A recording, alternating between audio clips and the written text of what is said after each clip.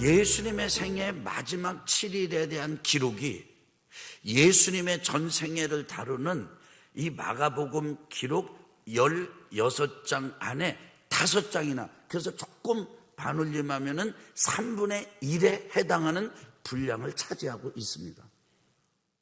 이게 지금 이해가 되시죠? 이게 중요하기 때문이에요.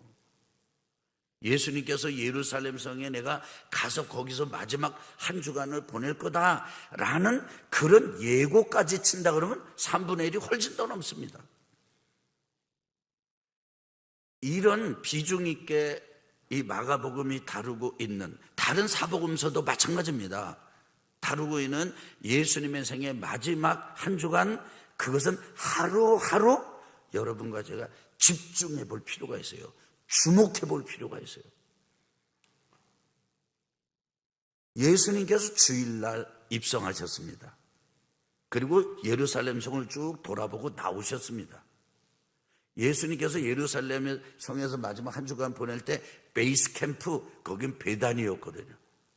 마르다와 마리아의 집이었습니다. 거기서 이렇게 지내면서 주일날 입성하고 돌아보시고 나오셨어요.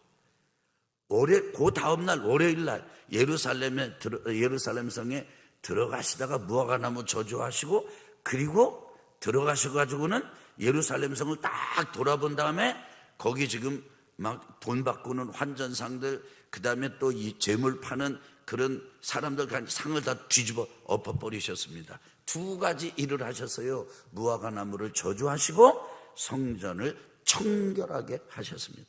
그것에 대해서 지난주에 여러분과 함께 말씀을 나눴습니다. 화요일에는 한번 따라합시다. 화요일에는 예수님께서 크게 나누면 3가지를 하셨어요. 첫째는 뭐냐면 교훈을 가르쳐 주셨습니다. 무화과나무, 그냥 예수님께서 무화과나무 보고, 이 무화과나무 너는 앞으로 여기에서 누구도 열매를 따지 못하게 될 것이다, 이렇게 예수님께서 하셨거든요. 이거 축복 아니잖아요. 저주잖아요. 마이너스 에너지가 있잖아요. 마이너스 힘이라고요. 그 진짜 나무가 말라버렸어요. 말에는 이렇게 힘이 있는 거예요. 그런데 그걸 미처 몰랐던 베드로하고 제자들이 깜짝 놀래가지고 그 화요일날 묻습니다. 주님, 아유 저 무화과나무 그냥 말라버렸어요. 그러니까 예수님께서 이렇게 말씀하십니다. 한번 따라합시다. 믿으라.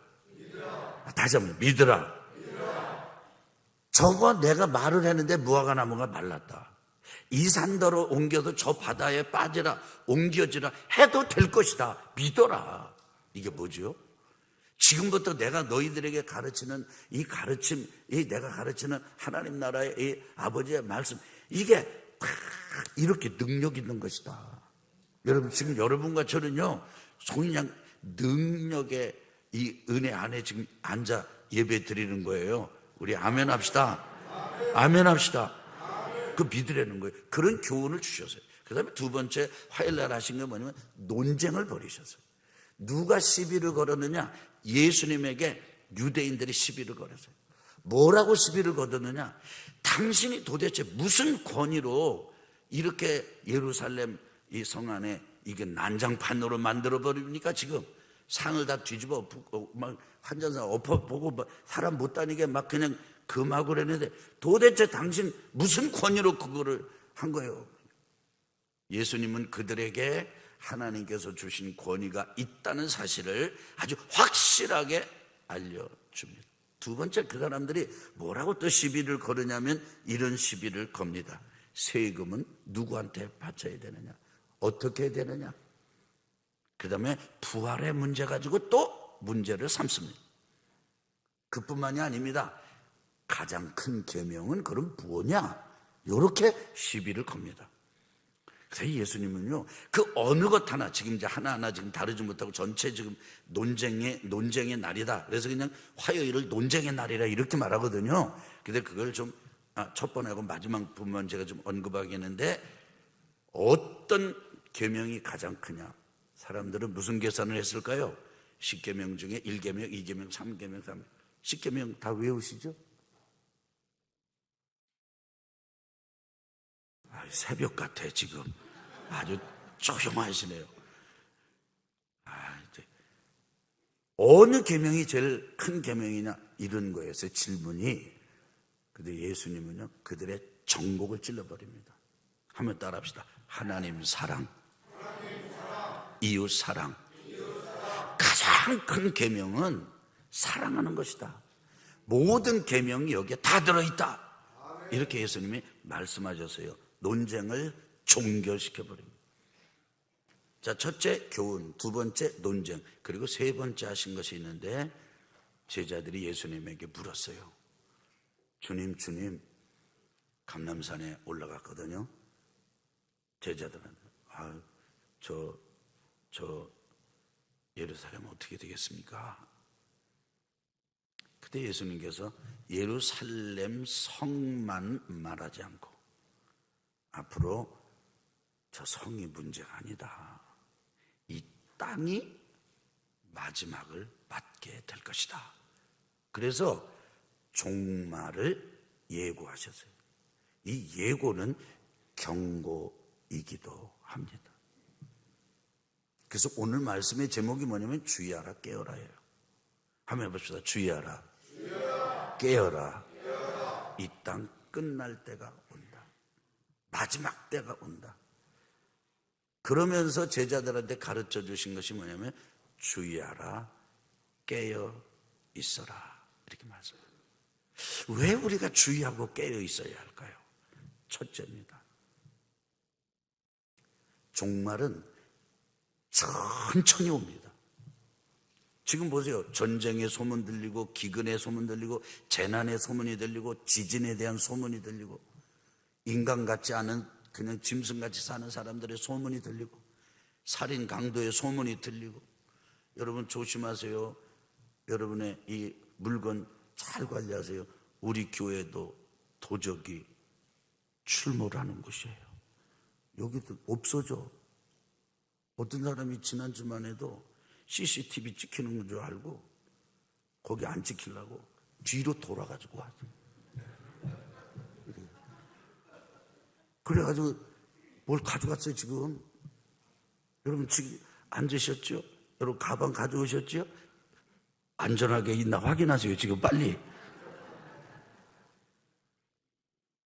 이게 교회도 이게 안전지대가 아니에요.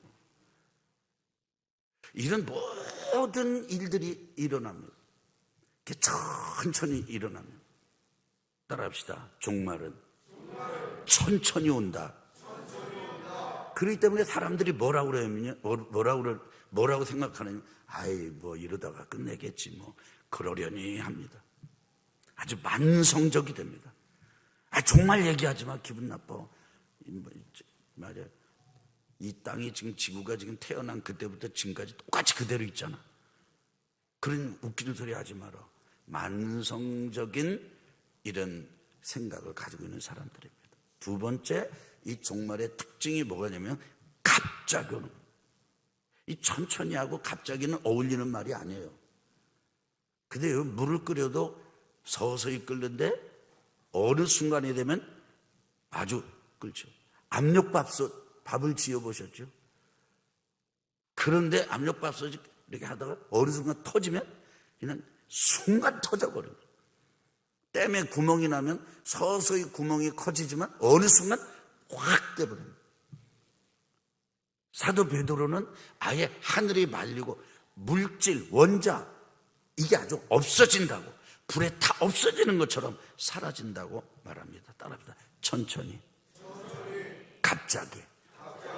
그러면서 예수님께서 말씀하시기를 그때가 되면 성도는 엄청난 환난을 겪는다. 여러분 걱정하지 마세요.